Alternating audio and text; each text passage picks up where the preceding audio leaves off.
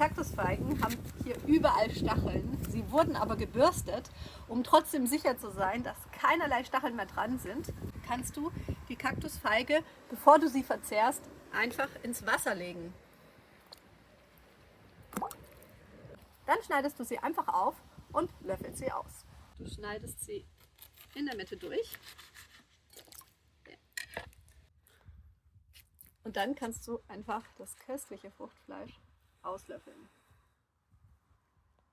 Die kleinen Kernchen, die du hier drinnen siehst, werden einfach mitgegessen. Die zweite Methode ist, dass du die Kaktusfeige erst hier den Deckel abschneidest und dann einschneidest wie eine Orange und dann so schälst.